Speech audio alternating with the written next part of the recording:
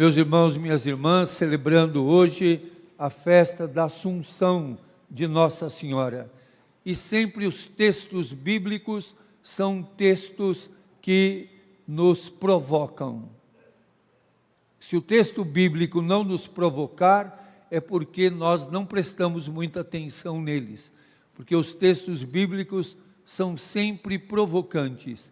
E eu estava pensando nos biblistas que estudam esses textos, eles têm que entender a mão que escreveu, no tempo que escreveu, por que escreveu desse jeito, em que língua escreveu.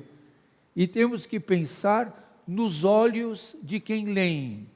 Aonde estão esses olhos?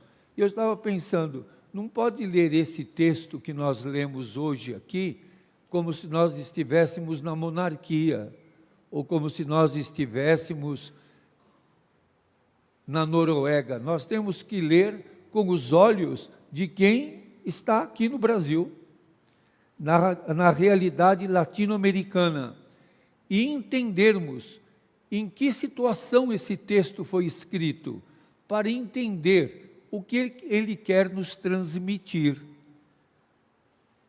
O texto tem uma objetividade e tem também uma subjetividade. O texto bíblico tem uma estrutura, mas também tem uma conjuntura. Não sei se é complicado isso que eu estou falando, fica mais complicado do que... Às vezes a gente quer explicar, fica mais complicada a explicação do que o problema. Mas nós não podemos ler o texto bíblico alienados, nem prescindindo o tempo que ele foi escrito, nem prescindindo o tempo que estamos vivendo. Nós lemos o texto do livro do Apocalipse de São João, que é um texto escrito num tempo bastante conflitivo, e é um texto bastante conflitivo.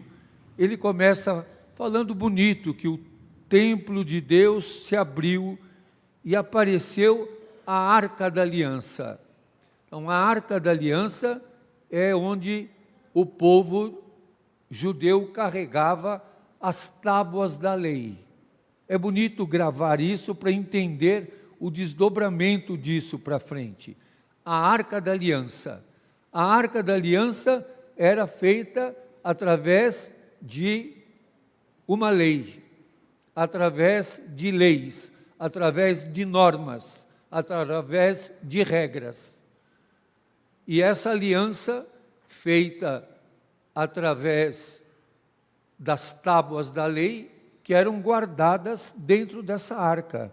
Por isso essa arca era carregada de um lado para o outro, e depois ela ficou depositada no templo como a aliança de Deus com o povo.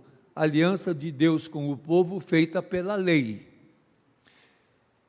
E aqui fala dessa Arca da Aliança e aparece também uma mulher. E essa mulher agora é a nova Arca da Aliança. Dentro da Arca da Aliança estavam as pedras da lei. Dentro da mulher, que agora é a nova Arca da Aliança, está Jesus. E em Jesus, a nova aliança, que nós falamos da missa, da nova aliança. A nova aliança não é mais a lei, a nova aliança é o amor. E tem gente que gosta mais da aliança, da regra, da lei, da norma, e não gosta da aliança do amor, porque a aliança da amorosidade, a aliança do amor, é mais complicada. Porque a aliança da lei está lá escrito. A aliança do amor tem que ser vivida, tem que ser vivenciada. E há um critério para essa aliança do amor. A aliança da lei é um mandamento. A aliança do amor é Jesus. Assemelharmos-nos a Ele. E assemelharmos-nos e vivermos como Jesus é extremamente conflitivo no mundo de hoje, como foi em todos os tempos da história. Por isso que aparece um dragão cor de fogo. E esse dragão é estranho, não é? Esse dragão tem 7 cabeças e 10 chifres. É um dragão pavoroso, né? E é um dragão que quer destruir a esperança do povo, que quer destruir o filho da mulher. Lembram, ela é a arca da aliança, a aliança agora é Jesus, o seu amor. E o dragão quer fazer o quê? Destruir essa criança. Não quer o amor. O dragão não quer a nova aliança do amor. Nós celebramos agora dia 14, São Maximiliano Maria Kolbe, que morreu no campo de concentração na Segunda Guerra Mundial, vítima dos nazistas. E São Maximiliano dizia: o amor é criativo, o amor não é repetitivo, o amor é criativo. Ah, mas você sempre fala a mesma coisa. E tem gente que diz: ah, eu te amo. Ah, você já me falou, já estou sabendo. Só que cada vez que você fala eu te amo, é uma nova situação. É um novo momento. Por isso que quem se ama repete tantas vezes eu te amo. Se não dissesse no início do relacionamento eu te amo, pronto, você já sabe, carimbado, juramentado, firma reconhecida, não precisa mais, nunca mais me falar isso. A gente faz assim, eu te amo, eu já estou sabendo, porque você precisa falar toda hora. Já agora eu já sei para a vida inteira. O amor é criativo, o amor é criativo, isso nos diz São Maximiliano Kolbe. O amor não é repetitivo, não é burocrático, não é um texto assinado. O amor é vida vivida. Por isso é criativo, por isso é novo. Cada vez que eu falo eu te amo, eu estou falando de novo. E falando de novo, eu estou me comprometendo, renovando a vida. E esse dragão quer destruir justamente o amor. Quer destruir a amorosidade e as novas possibilidades de vida. O amor é criativo para que em cada momento, em cada situação, seja renovado, seja vivenciado, seja testemunhado, seja um gesto de compromisso. Por isso, veja, o dragão parou diante da mulher que estava para dar à luz. Dar à luz sempre é esperança, dar à luz, entender a luz de cada momento, perceber a luz que nos ilumina e que irradia. E para que o dragão está diante da mulher? Para devorar o seu filho, logo nascesse. Para devorar. Por quê? Quer devorar o amor, quer devorar a possibilidade da amorosidade criativa, da possibilidade nova. Nós queremos ficar no repetitivo, ou naquilo que já se supõe. É preciso sempre renovar o amor, sempre. Por isso que o dragão quer devorar o filho da mulher, quer matar a esperança. Maria é a nova arca da aliança. A arca da aliança não é mais carregar as tábuas da lei, mas carregar as marcas do amor. Carregar as marcas, a novidade, a criatividade do amor. Mas o filho teve que ser retirado, fugiu para o deserto, onde Deus tinha lhe preparado um lugar. Interessante, podia ter sido um apart hotel, um lugar mais agradável, mas foi justamente no deserto, porque o amor muitas vezes também é solitário. O amor muitas vezes é combatido e incompreendido. Esse dragão quer devorá-lo. E a mulher fugiu também para o deserto, fugiu para junto de Deus e junto do seu trono. A nova ordem, quem reina no trono é o amor. Não é a regra, não é a lei. Por isso se realiza a salvação, quando o amor reinar. Quando o amor reinar. O reinado de Deus, a força da realeza do nosso Deus é o poder de Cristo. E o poder de Cristo é o amor que se doa, é o amor que se dá. Alguém pode dizer, mas tudo isso é tão poético, tão fora da realidade. Não, isso está na realidade. A realidade é essa, é um combate. E Paulo vai dizer na carta aos Coríntios, ele vai dizer, os inimigos sejam colocados debaixo dos pés. O que coloca o inimigo debaixo dos pés não é a violência, é o amor, é perceber a inadequação do mal, é perceber a ineficácia do mal, e os resultados da maldade não duram, eles se destroem a si mesmos. Por isso, pertencer ao Cristo é viver uma nova forma de vida, uma nova forma de ser. E nesse tempo tão difícil, como outros tempos difíceis também, como foi o tempo de São Maximiliano Maria Kolbe, como foi o tempo de tantos outros mártires do nazismo, como a Santa Edith Stein, São Tito Brasman e o bem-aventurado Karl Lessner, todos eles tiveram que viver fortemente a perseverança, a constância, a criatividade, a força criativa do amor. O último inimigo a ser destruído é a morte. O último inimigo não é o adormecimento natural que todos nós vamos passar, mas a morte que mata as crianças palestinas, a morte que mata os povos indígenas, a morte que mata o funcionário, o trabalhador da limpeza pública, a morte banalizada do povo negro, a morte que traz escravização, que traz desprezo, preconceito e discriminação, a morte que está presente na vida pela violência sem amorosidade. Então esse é o inimigo que tem que ser vencido. Todos nós vamos um dia adormecer, como Maria adormeceu e foi levada ao céu.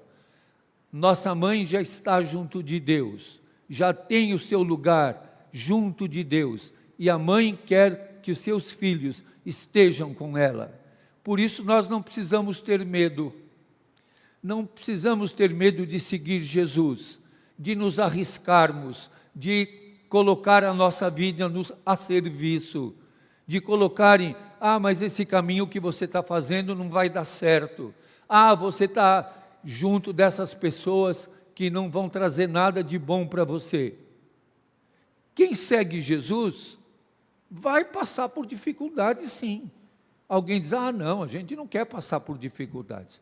Mas quem ama vai passar por desafios. Quem quer passar só por segurança e dar tudo certo, um conselho, não ame. Mas também não vai ter sentido tua vida. É uma falsa segurança. O amor é arriscado. O amor é arriscado. E pode dar tudo errado. Eu estou ficando bom de rima, hein? O amor é arriscado e pode dar tudo errado. Se você tiver medo de errar, também não ame. Pois é. Se a gente tiver medo de errar, também não vai se arriscar. O amor é arriscado e pode dar tudo errado. Está vendo? Bem que eu falei, bem que eu avisei. Pois é. E aí você vai fazer o quê? Ontem me deram lá no Maranhão umas comidas tão diferentes, e eu fiquei olhando, falei, acho melhor não comer. De repente, eu não sei que efeito que vai ter, mas também não fiquei sabendo o gosto daquilo, porque com medo de não me fazer bem. Gente velha é um problema. Aí, eu não comi, mas também então não fiquei sabendo o gosto que tem. Assim é na vida. Você pode se privar. Tem gente que às vezes diz para mim assim, você falou o certo, mas na hora errada e no lugar errado. Mas olha, é uma equação para você saber que está no lugar certo, na hora certa, no lugar certo e falar a coisa certa. Eu não tenho um aparelho ainda assim de infalibilidade, porque sempre alguém vai achar que o lugar não é o certo, não é a hora certa, não é a coisa certa, não era a hora. Você não sabe qual é a hora certa para amar, para se arriscar, para se comprometer. Qual é? Sempre. Por isso diz aqui o texto do Evangelho de hoje, que é extremamente conflitivo. Maria partiu. Tem gente que gosta de pôr a foto e escrever partiu, né? Então, aqui está dizendo o texto também, Maria partiu para a região montanhosa, dirigindo-se apressadamente a uma cidade da Judéia. Tudo atrapalhado esse texto, porque, primeiro, a mulher não podia partir para lugar nenhum, a não ser acompanhada e autorizada. Se a Maria partiu, ela teria que ter autorização do pai, ou do irmão, ou do marido. A mulher, nesse tempo, não podia ir para lugar nenhum sem autorização. E Maria partiu, e ao invés de ir pela planície, que era mais segura, ela foi pela região montanhosa. E na região montanhosa, é mais difícil subir, descer a montanha. E ainda ela foi pela região mais perigosa, apressadamente. O Lucas gosta de provocar, viu? Ela foi sem ordem, pelo caminho mais difícil e apressadamente. E entrou na casa de Zacarias, porque a casa é do homem, não da mulher. Entrou na casa de Zacarias, e o que ela fez? E cumprimentou a Isabel. Ao invés de cumprimentar o Zacarias, ela cumprimentou a Isabel. Essa Maria aqui, hein? Vai sem ordem, vai pelo caminho mais difícil, vai apressada, entra na casa do homem e cumprimenta a mulher. Temos que mandá-la para um centro de reeducação, para aprender, partir com ordem, ir pela planície, ir devagar e saudar o homem. Ela fez tudo o contrário. Vocês gostaram dessa Maria, né? Nessa Maria aqui, homem nenhum manda. Por isso que ela é a mãe de Deus. E quando a Isabel ouviu a saudação de Maria, olha que coisa interessante. A criança que estava dentro do ventre pulou. Aqui não está escrito se mexeu. Ah, mexeu. Não fala que mexeu. A criança pulou no seu ventre. E Isabel ficou plena do Espírito Santo.